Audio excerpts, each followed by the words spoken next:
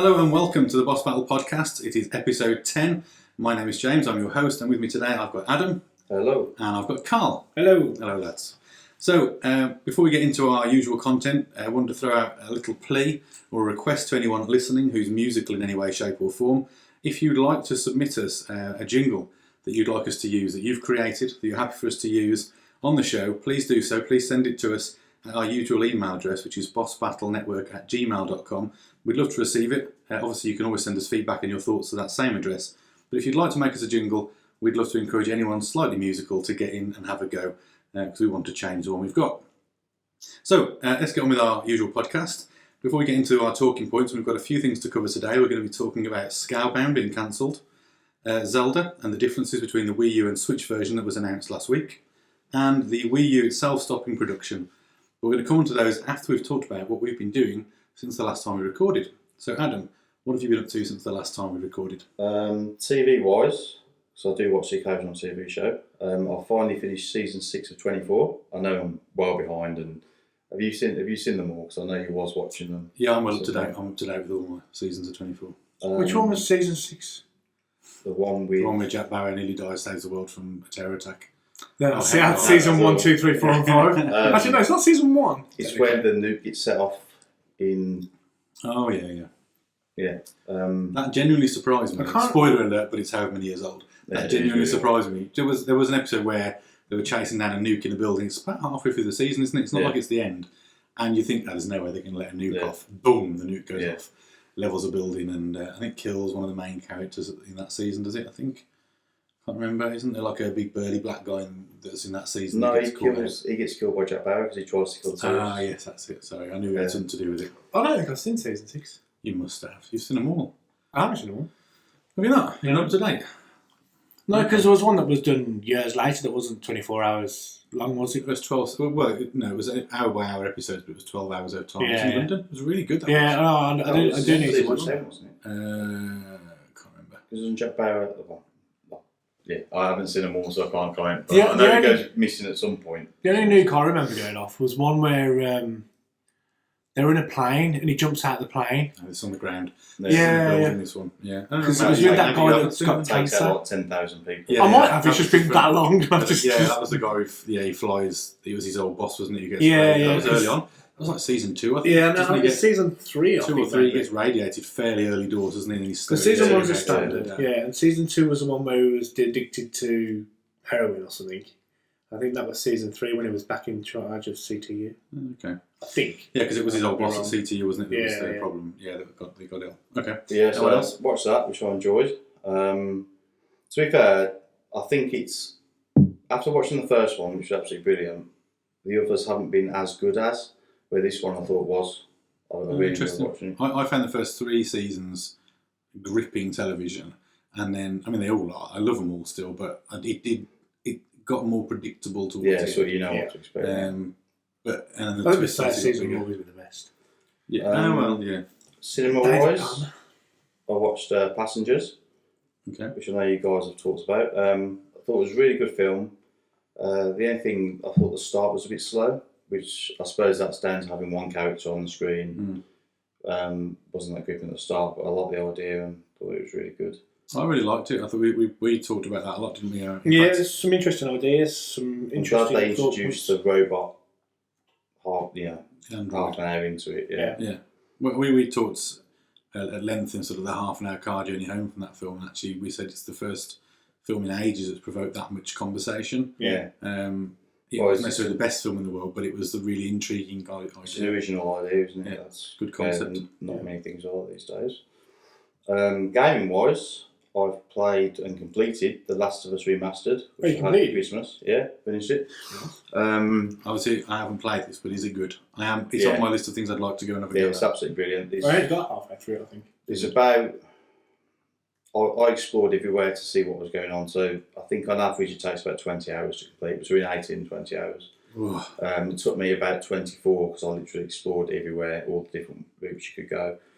I will say it's probably the first game since was it Metal Gear 4, which was the first one on the PS3, or was that 3?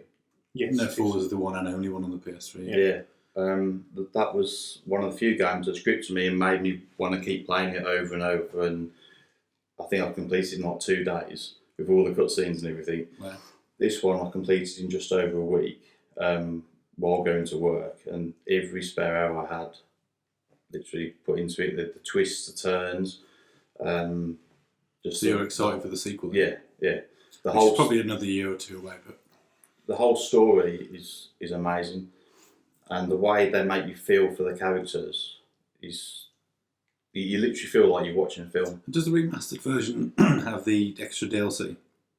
Because I won't have that. I'll only have the main campaign to play through. I think the only DLC... They added something about another girl or woman, I think. No, it's the girl. It's called Left Behind. It's kind of like a... No, it's a sequel, effectively, I think. Oh, is it? Yeah, you play as the girl instead of the guy.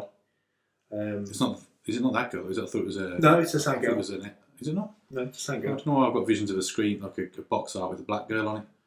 No, you might be thinking of Walking Dead. I might be getting confused with another zombie game. Yes, this is very true. Okay, fair enough. Yeah, it was it's a good one. Really good, kept me gripped. Would recommend it to anybody. I mean, it's the first time that I wanted to play it on the PS3 before I got rid of my PS3. I'll say it's one of the few games that actually warrants buying a console. It's absolutely brilliant to play. I haven't done any of the online stuff yet. I've just played the story through, but yeah, it's really good. I was going to say, I don't think it's meant to be. Yeah. It's not what that game's about. Yeah. The campaign is what that game's all about. But I think you do get the...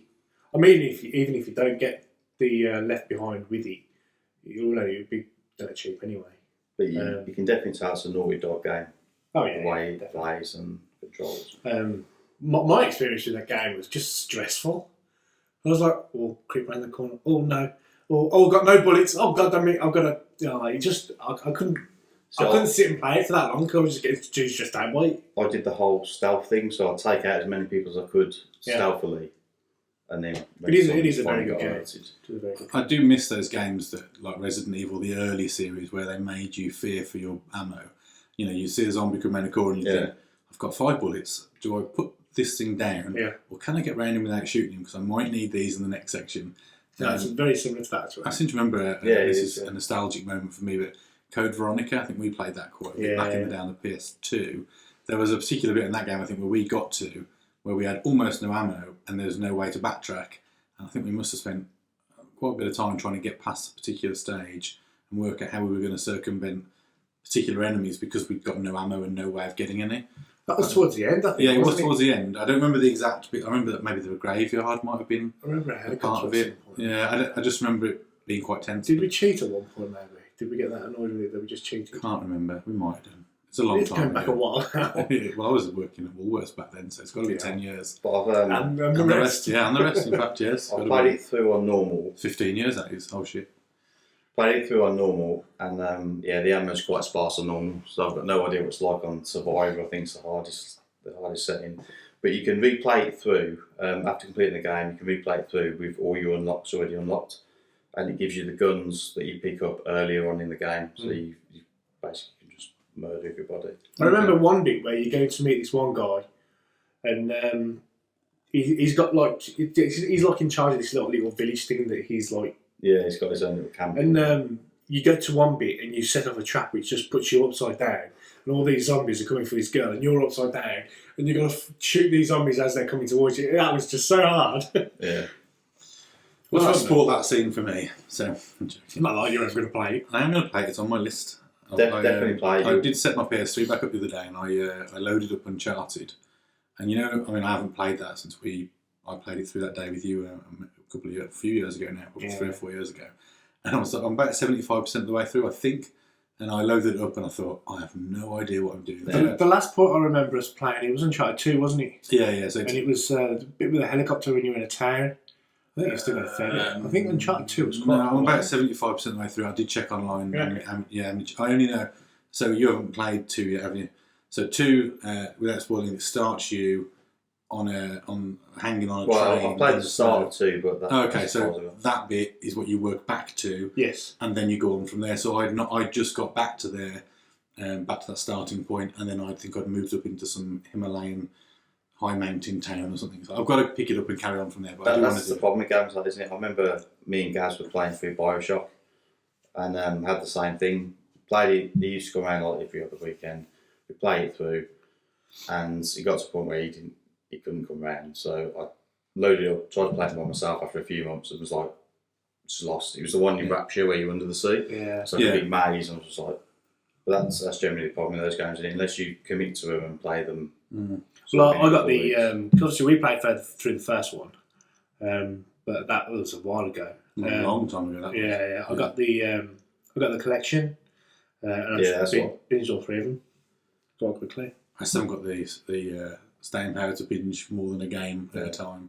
And the problem for me is that I've got Uncharted on the list next to the latest Tomb Raider game, which I really want to go back and play. Yeah, which you've had for ages. Yeah, I have. I've got a lot of games. If I bought them now, it would have been a damn sight cheaper than when I actually bought them. Time for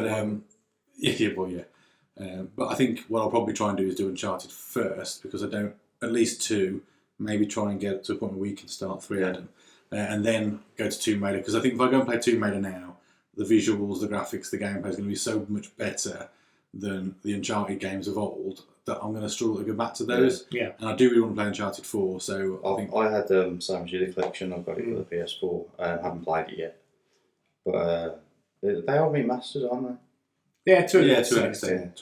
Yeah. So my plan is to start from the beginning, work the way through, play 3 with yourself, James, and then start on 4.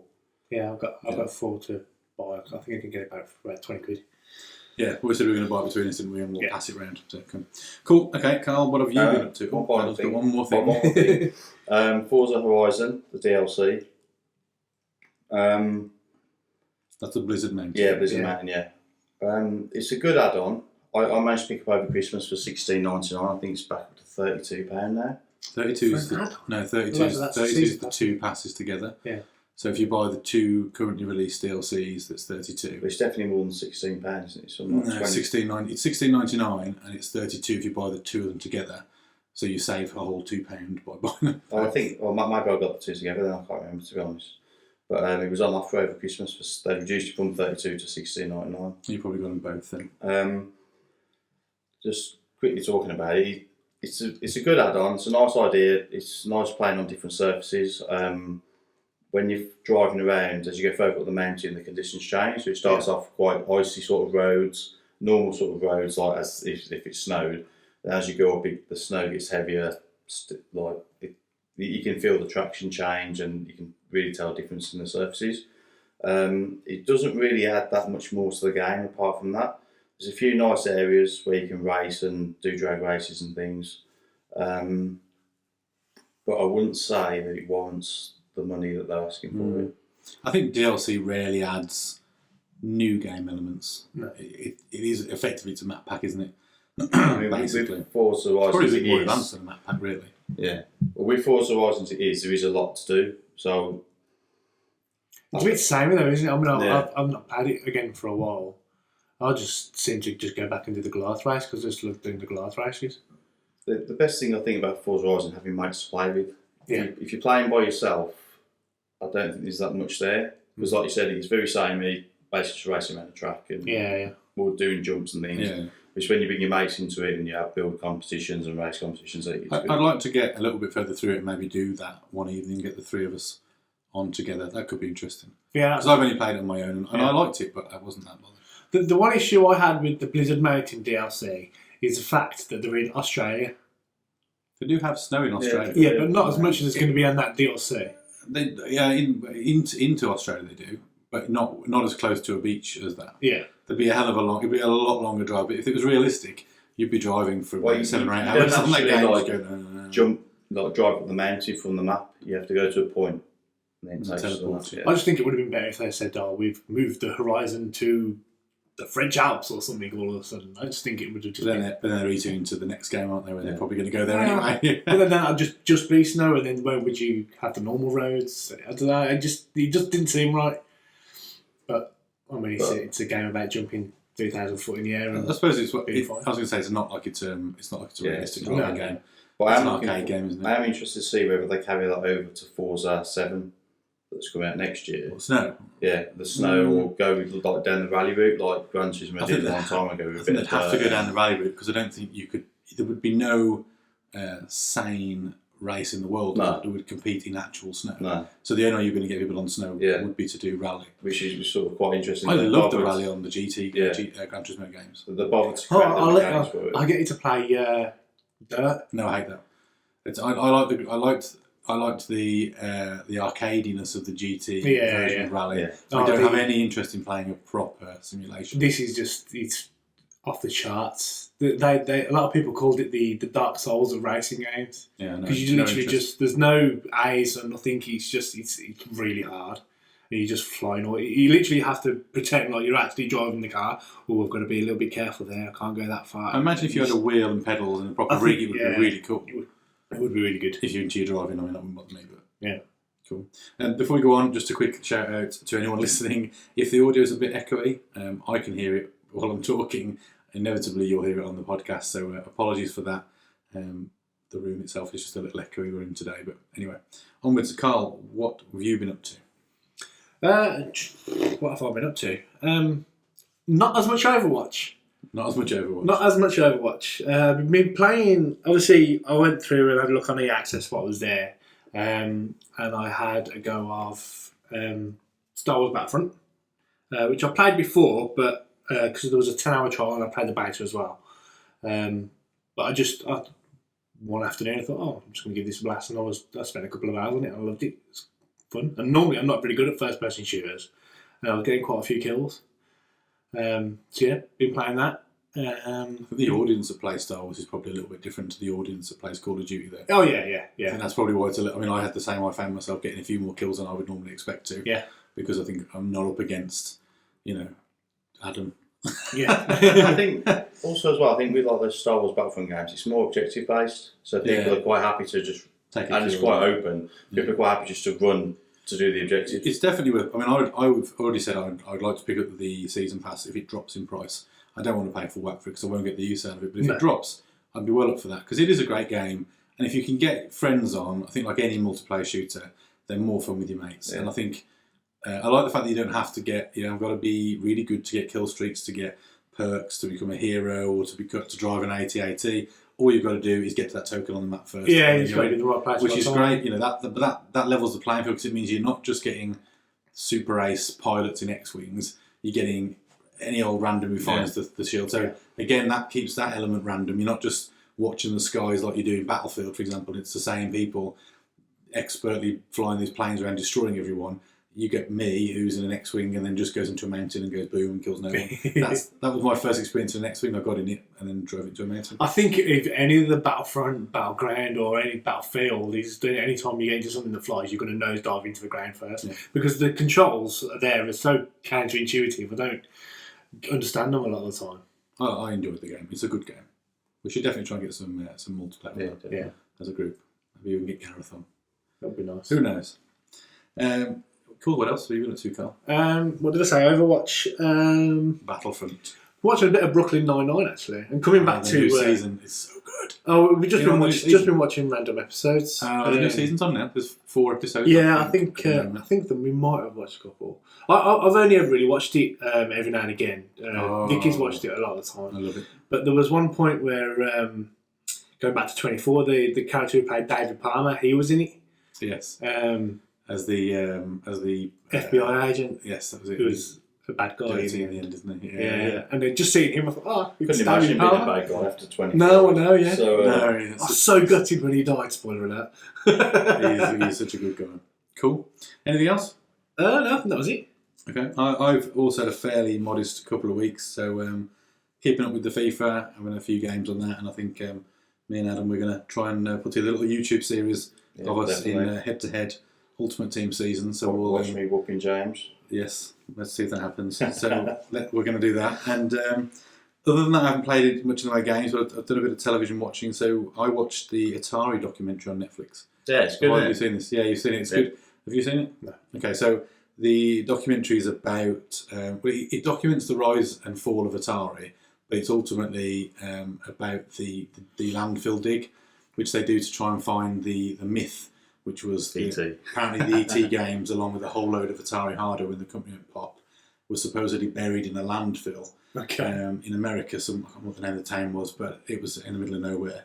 And it basically tracks a few people's role in that dig and getting it to happen, and but also tracks in the story of Atari through the documentary until they get to the end where they dig up the landfill and you find out whether they do or don't find the ET games. I won't spoil it for anyone who's listening because it's genuinely worth a watch, and if I did spoil it, it kind of takes away from the experience of enjoying that show. What I thought you'd like was that the guy who wrote Ready Player One is in it. He's not part of the Atari unit, he's a fan that travels to the dig site.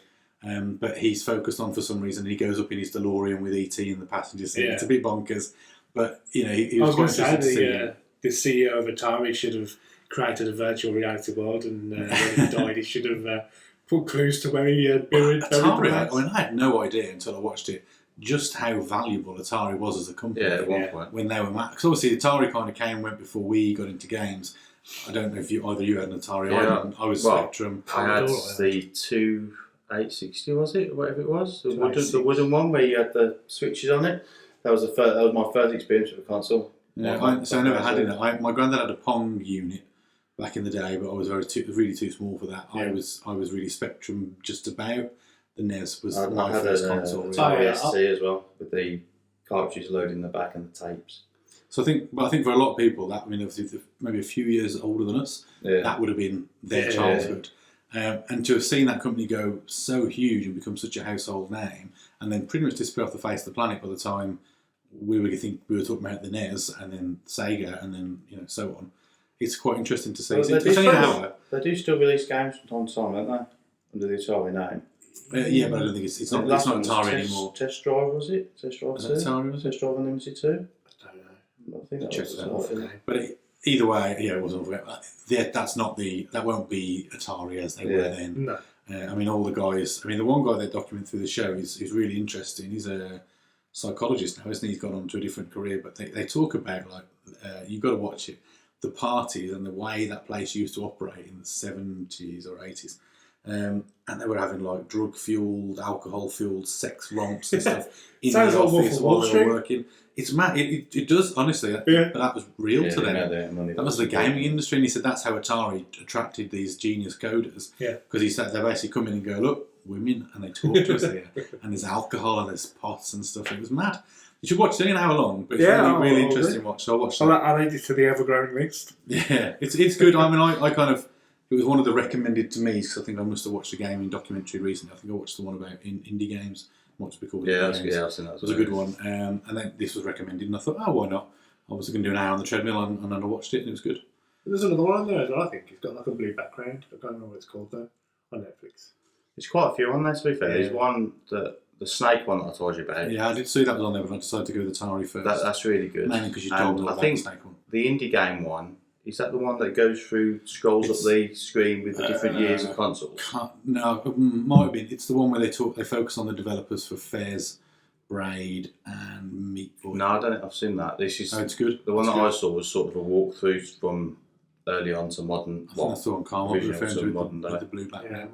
The indie game one I've seen, it documents the creators of Fairs, Braid, and Meat Boy, but it's really interesting because you see them at conferences where they're showcasing the games to people and getting feedback and the development problems they had and why things took so long and the kind of crap they got on Twitter. Because I don't know if you know the guy who made Fairs, kind of imploded on Twitter and decided that he got a bit of stick on Twitter, so he decided to cancel the game he was going to make and just walked away from the games industry.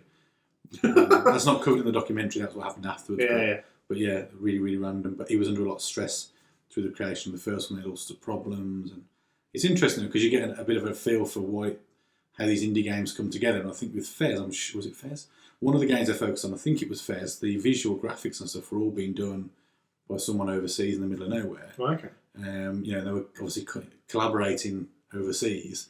So this guy's drawing all the graphics up, and the other guy's there coding it all. It was quite interesting to watch. That's one that twists around the world. I've got it on at least one of my consoles. Yeah. PS4, I think I've got it on. Okay. Because I'd like to try it out at some point. It was a game of PS4's Game of the Month at the time. PS Plus Game of the Month. So cool. Okay, so that's as usual, not a fast wrap up of what we've been doing in the last week. So we'll get into some of our talking points. If you want to let us know what you've been doing, you can do so by emailing us at bossbattlenetwork@gmail.com, or you can get us on Twitter at bossbattlenet. Let us know what you've been up to, and we'd be really interested to find out what you've been playing or watching. If you've got any recommendations for us, feel free to send them in.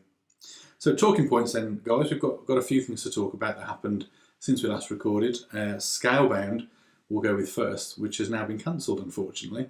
So Microsoft confirmed that it's been cancelled. The guy who was developing it put a tweet out to thank everyone for their support and let everyone know he was going to carry on making big games. But it came out of nowhere, really, for me. I think it was delayed late last year, not long after IGN had just done a big month-long preview on it, showcasing videos, game art, or interviewing the developers, and then it gets pushed to this year, and then it gets cancelled. I don't know why. Any thoughts? None really. The only thing I can think of is that it, great talk. Like a lawsuit or something. That's the only way that I think they'd put that much money into it and that much work that somebody took a lawsuit out as somebody else's idea. Yeah, I mean, from what I've listened to and sort of read around it, like I said, the E3 demo, the initial showcase went down really well. People were like, "Okay, dragons." Yeah, because I remember seeing it. Yeah. And I thought that looks. The character looked a little bit sort of new age Dante, different Devil May Cry Crisis. Bit of attitude. We've got some swords. We've got a dragon. We've got music, which is random. Like a music player in headphones. But then, by the time the next E3 came around, they showcased the game and it went down really badly. People weren't very impressed with it. The feedback was poor. They went to another game show and they showcased it again, and it didn't do very well. So it kind of ended the year on a bit of a dip in terms of expectations. It then got pushed.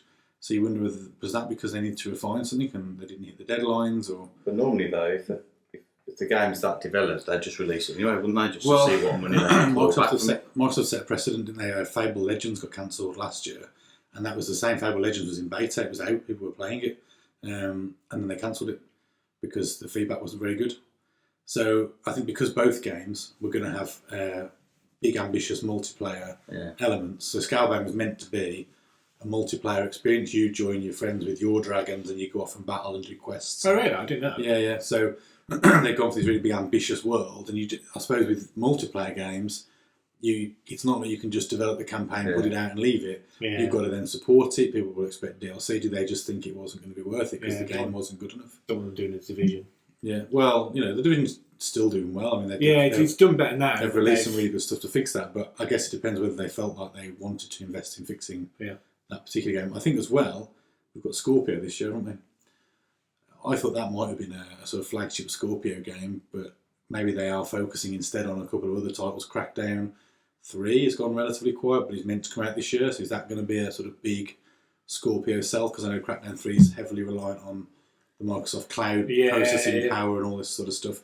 Makes you wonder if they just decided to deprioritise it and pulled it, because the developer came out, he's not said anything, there's been no war of words, he just said, we're sorry to disappoint you, but we're going to focus on making great games, and that was it. Well, Scalebound was one of my Platinum games, wasn't it? Yeah. And they did... they had a bad time recently there.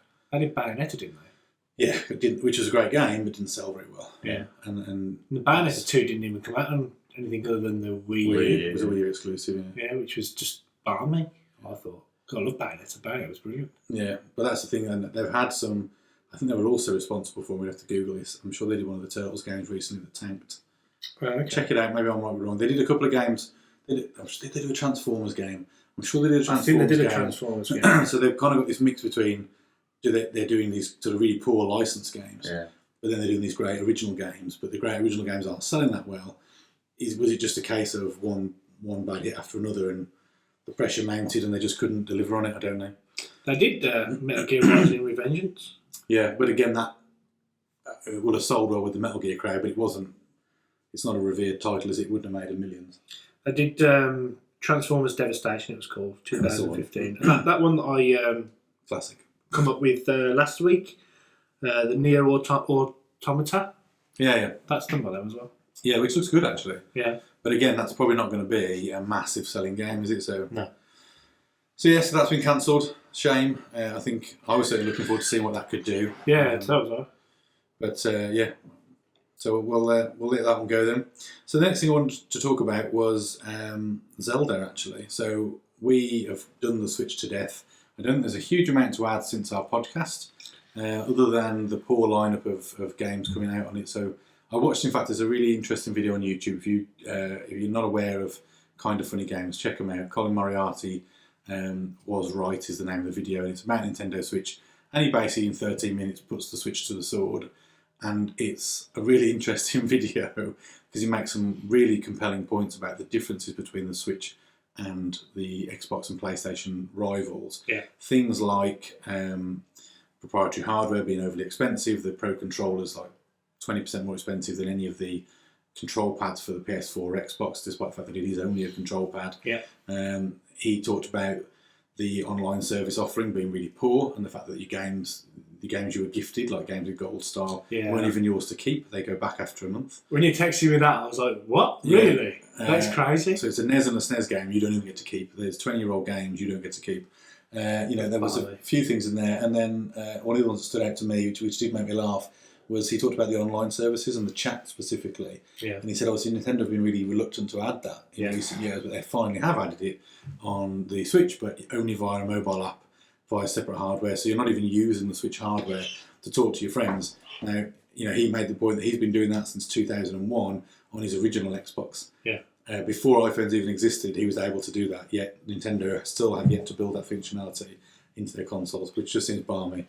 They keep saying it's because of the whole, there's still an element of transportability. Yeah. And I think that's a cop out. I think it's just because it's cheaper. How hard would it have been though? Yeah, I mean, it's a network service, isn't it? How hard would it have been to stick a cable in? I suppose it gives you the mobility if you're using a mobile phone with data rather than a device that runs off a network is no good to you. But I don't know, it was a strange decision. But and I think the lack of a packing game, we talked about that on the podcast. If you want to know our thoughts on the Switch and the announcement specifically, go and check out the episode we released last weekend specifically about that. Yeah, don't forget the GameCube has a handle.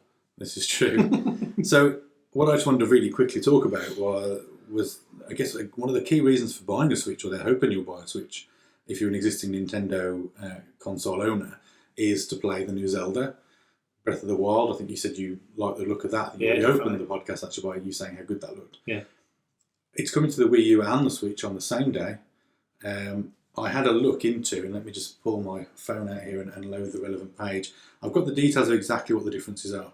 So bear in mind that this is the flagship game to sell you on the Switch.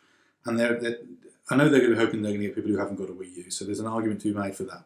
But if you've got a Wii U, I'm really, really running out of reasons why you would possibly want to consider buying a Switch on launch, especially when you can get the Zelda game with these subtle differences. So just wait for the page to load and I'll show you exactly what you get for your money if you buy a Switch and then buy Zelda.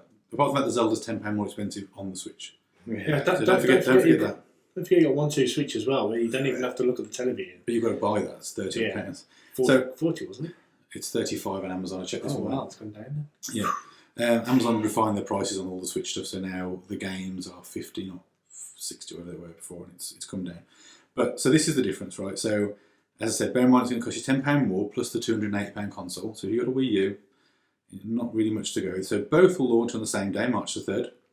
Both have a frame rate of 30 frames per second, despite the fact that Nintendo have said that it said it's going to be 60 frames per second on the Switch. Now, personally, couldn't give a shit about frames per second.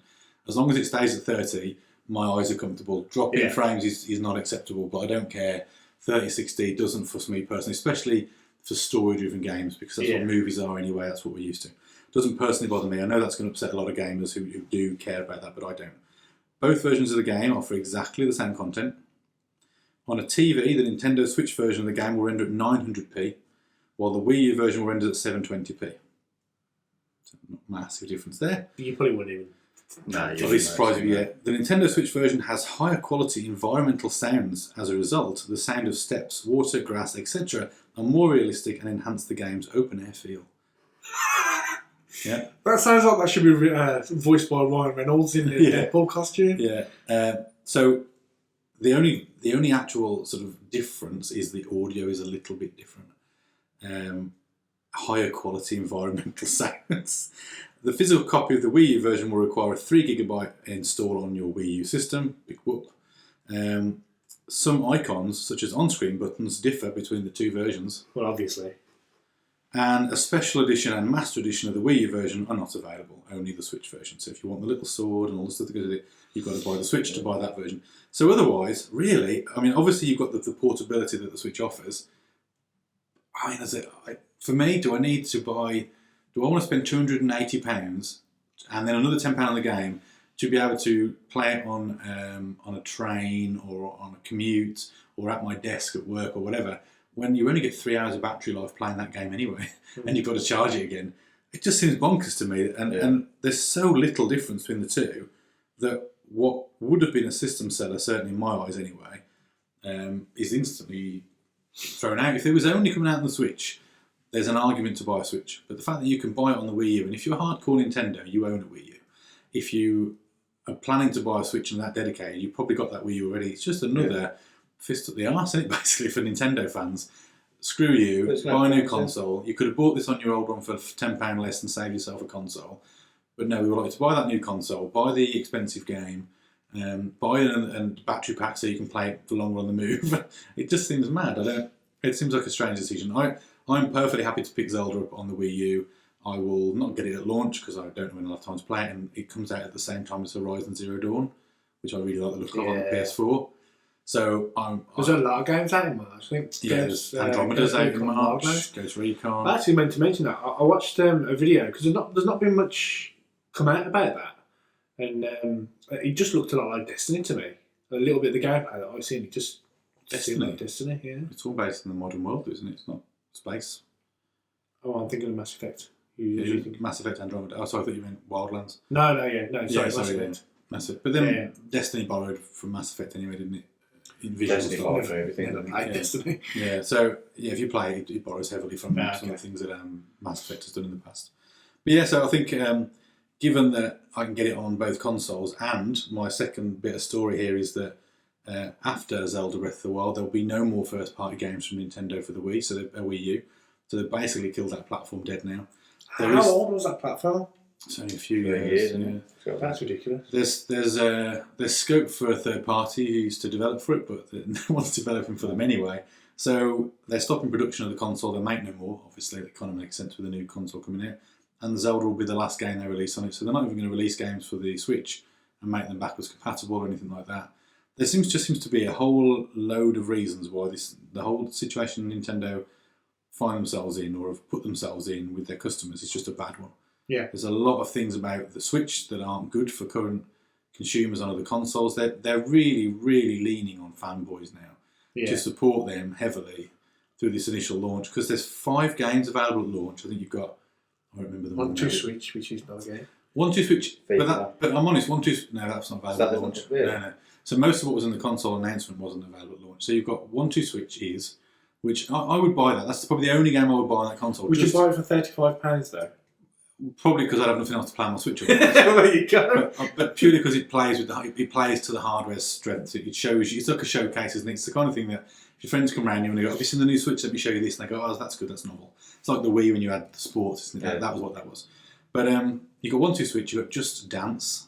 Couldn't give a shit. What else are the day one ports? There's a Lego City game that's been out on the other consoles for a while now. That's Dimensions. No. City Builder, Lego City Builder or something like that. And I think the other 2 are ports as well. Rayman's coming to it, which is free on Xbox at the moment. It's been out for years. Disgaea is coming out, Disgaea 5, but that's been out for 2 years on the PS4. FIFA is rumoured to be a port of the PS3 and Xbox 360 version of FIFA 17. What? That's the rumour. Because it can't run the Xbox One and PS4 version, it's not powerful enough. Oh, I've got a question for you then. Do you think the Switch is going to be the last Nintendo console? Ooh, that's a good question. Wasn't on our list of things to talk about. I don't think it's just popped into my head. I don't think there's as many fanboys, other than obviously the Japanese market. It's a dying crowd. Yeah. The people with the Wii's are all going to grow up now. They want to play actual games instead of. I think it depends how. I think it depends how much that console gets after this. Well, no, because you think about it at the moment. So I think it's almost a certainty that they'll port Smash Brothers from the Wii U, because again, that won't have sold as many of those as they might have liked. Yeah. Are they going to go away and develop a whole new one? They'll probably add a couple more characters and call it Smash Brothers Deluxe, like they've done with Mario Kart 8. Yeah. So Mario Kart 8 I've got on the Wii U with all the DLC. The only difference between that and the Switch version is going to be they've re-added the balloon battle mode in. Otherwise, those games are identical. Yeah. So if you've got the Wii U, you probably have Mario Kart. So you're going to have to buy Switch and buy all over again to play exactly the same races, exactly the same stuff. Yes, you've got the portability, which I think is the biggest selling point. But why would you do that? And Smash Brothers will do the same. I'm almost certain they'll do that. We've got the new Mario at the end of the year. I'm really interested in that, and that's why I could see myself getting one around Christmas time. But if there's nothing else coming after that, if they've not made a swell of announcements about all the games that we can expect to see, I think third-party support will die very quickly, like it did in the Wii U. I think it'd be a massive shame because I think that console's got some really interesting ideas. Well, third parties, they're not going to just design just for one console, are they? And it's not got the power to do anything else now. So, it's just a strange setup. It could be the last. It could be the last. I hope it's not. But if you look at the money they would have. I know Pokemon Go wasn't their game, so although their stock prices went through the roof when it was first announced because everyone thought it was their game, they realised that Pokemon was a shared license with Nintendo. But Mario Run, I'm sure, has made them some dosh. That's been up there on the App Store for a while. It wasn't cheap going out. I'm sure that's sold a vast number of copies. They'll probably make more money on that, I would bet, than they'll make on the vast majority of games that come out for the Switch. Yeah. Almost certainly. And I think they're at that point now where people are not bothered about these weird and wonderful quirky hardwares anymore. No. If they were to just turn around and go, do you know what, we could just make maybe even a peripheral for an iPad or something, if they really want to make hardware, that means I can go and play Mario Odyssey on my iPad. Because I bet that iPad could run Mario Odyssey. The tech, if the portable screen is only 720p, it isn't that good. It's not that powerful. I know that there's a bit of beef in that thing. They haven't confirmed what the NVIDIA spec is on that device. Yeah, but if you look at the market, there are 3 different NVIDIA tablets already out there that do the same thing. One is woefully underpowered, one is quite impressively powered. None of them as good as the consoles we're used to on a day-to-day basis. But I'd be interested to see, rather than comparisons to consoles, what's the comparison to the tablet market? Could an iPad? I mean, an iPad is already far, far above 720p. It's Retina. Yeah. So it's beyond 1080p. So it just seems a strange thing to me. I don't know. I feel like you might be right. Maybe if it isn't their last one, I think they'll stubbornly keep pushing out things until eventually they do die. Because they're just going to lose money handheld. They could, but this isn't helping them, is it? Because not really. What's the next plan now? I mean, if you've got, does the Switch replace the Wii U and the 3DS? Because what is the point in having a 3DS and a Switch? They're actually, battery life-wise, this will surprise you, there isn't much in it between the 3DS and the Switch for battery life. The 3DS doesn't have, like, Game Boy style battery life, which from all those years ago. The 3DS does drain relatively quickly. So actually, battery life is fairly comparable. The games available will vary in, if you get a DS style game, it's probably not going to run that battery down in 3 hours. It's probably going to do 5 or 6. Yeah. So they've already confirmed Pokemon Sun and Moon is going to come to the Switch, which is a DS game. So does that render the DS useless? Do you not need that handheld anymore? So have they shot themselves in the foot by killing the one thing that sold a lot? So I'll give you some numbers. This will interest you. So I thought it'd be worth just pulling the Nintendo's greatest hits. So I've got all their hardware, top selling to its worst selling. I'll flip that list. Let's go from the bottom. So the Wii U, 2012 release, so that's how old it is, 5 years old. Just about. It's 13 million that sold. Right. That's his worst selling console of all time. The most recent one, that's worrying, isn't it? The GameCube, 2001, sold 22 million, nearly twice as many. Because it's got a handle. It's got a handle. The N64 in 1996 had sold 33 million by the time they finished selling that. So 3 times the amount the Wii U sold. The SNES in 1990 sold 49 million. So this, that number's climbing again. The 3DS, which is obviously the one we're talking about now, the 2011 release, sold 62 million. So there's already 5 times as many DSs in the wild as there is the Wii U. And they might have just killed the 2 of them in one go with the Switch. The NES sold 62 million as well. The Game Boy Advance sold 82 million. Jesus. The Wii console sold 102 million.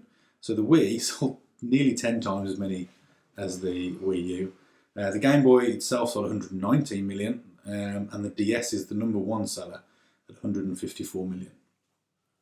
So the DS outsold the 3DS by nearly 3 times as many. The Wii outsold the Wii U by nearly 10 times as many. And they've just killed probably both of those with the Switch. Because who's going out and buying a 3DS? I mean, the 3DS came out at near enough the same price when it first came to market as what the Switch is coming out at now. But the Switch is more expensive than your entry-level PS4 and Xbox One. What kids are asking for that over the other two? I think it's... I just think that they're catering for the Japanese market. They don't care what... Well, PlayStation has that cornered. Well, yeah. PlayStation has that market. And that's what I'm thinking. Is the Nintendo Switch going to be the last console? Maybe it will be. I mean, people especially with the handhelds are the ones that sell the most. The experts, the journalists, the game journalists have talked for a long time about the fact that Nintendo needs to get out the hardware game. If they brought if they put Mario Odyssey on the Xbox One and PS4, they would sell millions, absolutely millions, because adults would buy them for the nostalgia, kids would buy them because they're great games. They'd sell a fortune, but people are going to want to spend. Let's say Mario's bundled in with a Wii U, with a Switch by Christmas. It's still going to come with a slight increase in price. Let's call it £300. £300 to play Mario, when you could, and the base you're selling that to is so much smaller than if you just said, you know what, I'll put it on both Xbox One and PS4. You'd sell way more for a fraction of the investment from Nintendo's point of view. I haven't even paid £8 for Mario Run, so I ain't going to pay £300 for Mario Odyssey. I probably would. Yeah, but you cancelled your pre-order. I have cancelled my pre-order, yes, but we said that. In fact, no, we hadn't said that by the end of the podcast, had we? So to confirm, by the end of that day, I had cancelled the pre-order. Yes. But I was leaning towards that anyway. By the end, you doubted I would, but I did cancel it, and so I've done someone a favour because now you can't get them on Amazon. Won't take pre-orders anymore. No. So I've done someone a favour there. You're welcome. Thank you. So yes, I won't be getting one on launch, but I'll probably get one at some point if they can give evidence that there's a reason. I want a Mario Kart 9. I want a new Smash Brothers. Yeah. Maybe. I want a Metroid game, for God's sake. Yeah. A good Metroid game, a good Mario game, and then I'm not worried about third-party support. I buy a Nintendo. Yeah, exactly. Knowing full well it's that console that gets dusty, and I turn it on once in a blue moon, but I get those experiences that I love. Yeah. I don't care about FIFA being on there, or Call of Duty, or Titanfall. Apparently, the Titanfall 2 dev was asked about will EA and Titanfall be supporting the Switch, and he laughed at them apparently. Because there's no way the Switch could run that game. No, probably couldn't even run Titanfall 1, to be honest, at this point. So, yeah, I don't know. I don't want it for anything other than the originals, but, I'd like to see a good Pokemon game, make use of the 3D power and stuff. Maybe... I want them to reset Pokemon, put it back to 150, start again. Yeah. Well, I mean, they might remaster. I don't want to remaster. I would. No, it's been that long since I played original Pokemon. I would be more than happy if they took Pokemon Red and Blue, or even Silver and Gold, because they were good, and just made them 3D, gave me all the new features that all the new Pokemon games have got, but restricted the Pokemon to the ones that I know and love. I could see them doing that. Because that would be easy money. Wouldn't be a remaster though if it went 3D, would it? Well, no, remake, then call it a remake. I think a remake fine. would be really good. Yeah, not a remaster, because that would just be polishing poor pixels, wouldn't it? But I think they've done that once or twice already. They've not done... They have actually. No, they have done Red and Blue. Yeah, they did them on the DS. I think. Yeah. They've not done Gold and Silver because they've remastered a few now. Omega and Ruby were done. Yeah. I mean, they're really overly complicated for me now. I don't recognise the Pokemon. I want the nostalgia of the originals. But Pokemon Go proved that that's popular. People want the ones that the most popular and recognisable ones from way back when. Yeah. Pokemon They haven't even added any more yet, have they? Yeah, there's valid 2 or 3, aren't there? I think there's Ditto, which is an original Pokemon. Yeah. I think they added the egg, didn't they? Which was Baby Pikachu. Baby Pikachu. Yeah, Togepi, that was it. I think that was added, but yeah. So there's been like 2 or 3 added, but nowhere near the amount they said they were. Pokemon Go is still selling though. People are still buying and playing that game on a daily basis. I haven't gone back to it, and I'm bored of it now. It's almost the problem now. I got bored of it a long time. The problem is now you can't play it. There's huge chunks of that game that are unplayable now as a newbie, because if you try and go to a Pokemon gym, anywhere.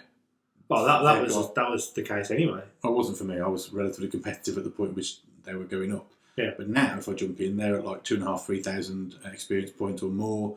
The Pokemon, they're now there's gyms where I've seen up to 10 Pokemon that you have to battle and beat to get down. And it's like, this is ridiculous. There's no way. Yeah. People have upgraded the gyms. They've sort of sat and defended them. It's just become.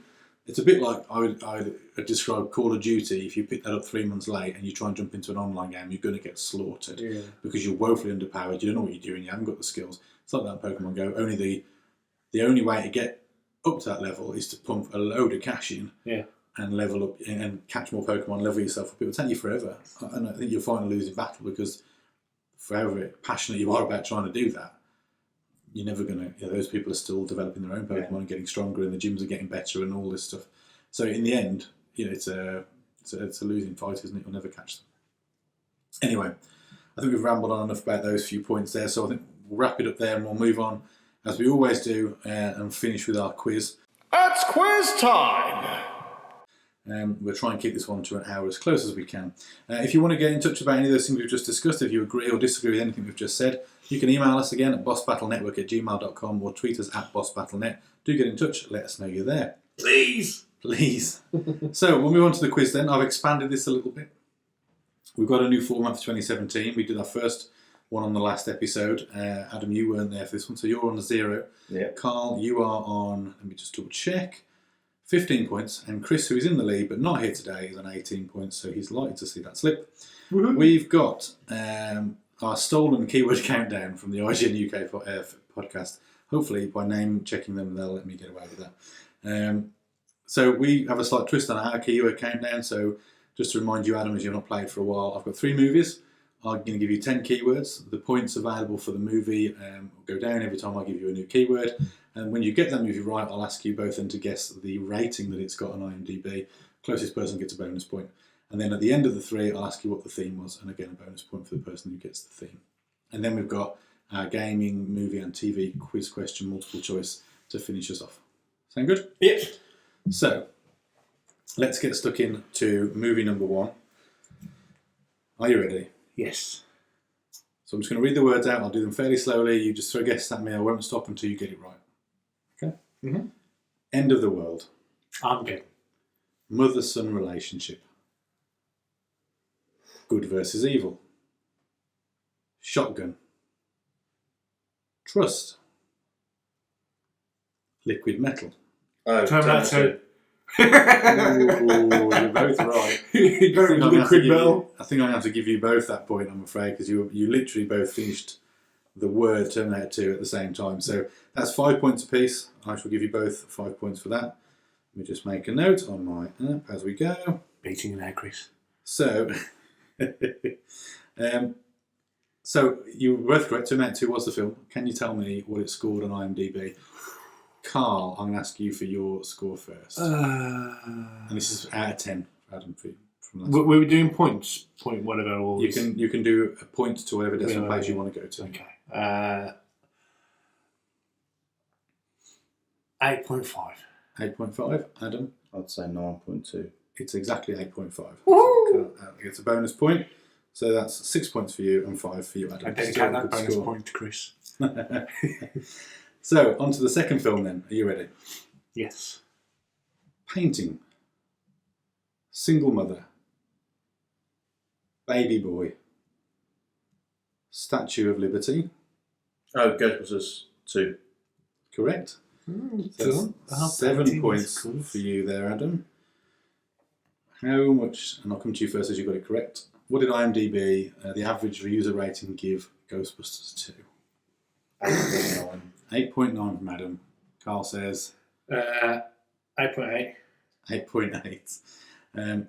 It's 6.5, so Carl, you get a Really? point for that one. Yeah, 6.5 it got for the average users. I'm going to make a slight twist on the rules here so that you don't just keep going 1 point down. If you're not within 0.5, no one gets the point. Does that sound fair? Yeah. Cool. But I'll give you that one. I hadn't told you that before. So, on to movie number 3. You ready? Yes. Undercover agent. Shooting. In fact, you know what? I've just realised I haven't done. Apologies to anyone who's listening. I'm just going to quickly finish the other 2 off while you sweat on those couple of points because it is useful for people who are listening to know what the other answers would have been. So on Terminator 2, the ones I didn't get to were biker bar, impersonating a police officer, leather jacket, catchphrase. So I think you'd have probably got it by then. Yeah. It was liquid metal, it was obviously. Ghostbusters 2, ignoring the fact that Adam got this one, the ones that followed Statue of Liberty would have been Possession, Walking on a Ledge, River of Slime, Titanic, Proton Pack and Ghost. I find that one quite interesting because I thought the Titanic was in the first film, but I might be wrong. I don't remember the Titanic at all. Anyway, so, but I've just pulled those directly off IMDb's keywords, so it doesn't necessarily make them right. That's just how IMDb have been categorised. So back onto the third movie. Apologies for that one. So we'll start again. Undercover agent. Shooting. So neither one of those has helped you at all. Men in Black. It's not Men in Black. Money laundering. A lethal weapon. It's not Lethal Weapon. Ankle bracelet. Car chase. Obscene finger gesture. Dodge Viper. Digit in title. Street racing. Fast and Furious. Intentionally misspelled title. Fast 8? No, Fast... No, no one going to get it. Too Fast, Too Furious is the second one in the series. Dodge Viper. That's on the questions. No Dodge Viper in that film. We'll have to go back and check now because that's what IMDb got listed. Okay, so no one got it. So I'll come to Carl first in the interest of fairness. What did IMDb have Too Fast, Too Furious down as Ooh. for its score? Ooh. For a bonus point despite not guessing it. Going to push you. It's a podcast. 5.8. 5.8, Adam. 4.5. 5.9. How do you get that one? I'll dedicate that point to Chris as well. So, can you tell me what the link was? So, just to recap, we've got Terminator 2, Ghostbusters 2, Too Fast, Too Furious. Sequels. Sequels is correct. Well done, Carl. That was the link. So, at the end of the first round, it leaves Carl on 9 points. Adam, you're on 12. That's good. So, we're going into the normal 3 questions, multiple choice. You'll need your phone for this one to put your scores down. And there's a reason why I went quite early on in the show when we were talking about 24, because it's a question in my quiz. So, my TV question for you. 24 Legacy, the new season of 24. I don't know if you've seen the trailers for that. Apparently, season episode 1, really good. Okay. So that could be interesting. It's minus Jack Bauer. It begins very soon. But can you tell me which season it is in the 24 run? 11. So I'm giving you the choices yet. So you can have 7, 8, 9, or 10. So which scoopers you? 7, 8, 9, or 10. Which season is 24 Legacy in the new run of 24? So write your answer down. Don't tell me what your score is yet. What did you say? 7, 8, 9 or 10? 7, 8, 9 or 10. Question 2 is movie related. According to Empire Online, what do they deem to be the greatest sequel of all time? Is it Aliens, The Godfather Part 2, Terminator 2, or Mad Max Fury Road? By the way, Who is the this theme was Empire? sequels. Empire. Empire Online, yeah. So write your answer down. What was the greatest sequel of all time? Aliens, The Godfather Part 2, Terminator 2, Mad Max Fury Road. And on to our third one, which is our gaming question. Before the release of Uncharted 4, the most recent title in the series, what had the sales of the game series reached prior to that release? Was it 20 million, 24 million, 28 million, or 32 million? So before the release of Uncharted 4, the most recent title in the series, what had the sales of the games reached prior to that release? Those are your 3 questions. Put down your answers. And then, Carl, I'm going to ask you for your answer to question 1, which was 24 Legacy, the new season 24, minus Jack Bauer begins very soon. Can you tell me which season it is in the 24 run? What did you go for? 8. Adam? I've gone 10. It's 10. 10 is correct. And I did make sure I went through and I counted every season. Oh, yeah. There were 8 seasons of 24 as we know it. The 9th season was the one in the UK, makes Legacy the 10th. Okay. Question 2 was according to Empire Online, what do they deem to be the greatest sequel of all time? Was it Aliens, The Godfather Part 2, Terminator 2, or Mad Max Fury Road? Adam? Godfather Part 2. Godfather Part 2. That's what I had. You're both wrong. Aliens was classed as the best sequel of all time, according to Empire Online. And number 3 was your gaming question. So before the release of Uncharted 4, the most recent title in the series, what had the sales of the game series reached prior to the release? Carl? 32 million. 32 million. I've gone 28. 28 is correct. Oh, Adam, God that's your damn it. point. So, 1 point apiece actually from the quiz there, which is very good. 2. You get 2, did you? You only get 1. I got 10. I don't think Oh, yeah, you got Carl one, didn't didn't you? get I one. scored the wrong I'll tell person. you, I Sorry. didn't get Well one. pointed out. So, Adam, that leaves you today on 14 points and Carl on 9. In total, Chris gets nothing. Chris gets nothing. I'm assuming he's going to listen. Oh, yes. And Carl, you got 9, adding to your 15 gives you 24. So it's now Carl on 24, Chris on 18, AJ on 14, which is good. So that is the end of our quiz. We'll obviously have another one for you on our next episode. But for now, I think we can call it a day there. That's just a final reminder. Get in touch with us if you want to give us a question for the quiz. You can do so. Send it to bossbattlenetwork@gmail.com and we'll add that into the quiz for future. Otherwise, I will continue to make these up. And if you don't like them, then you know how to fix it. Otherwise, if you want to get in touch, those are the methods. You can also tweet us at bossbattlenet. But until next time, that's goodbye from me. Goodbye. Because you jingle.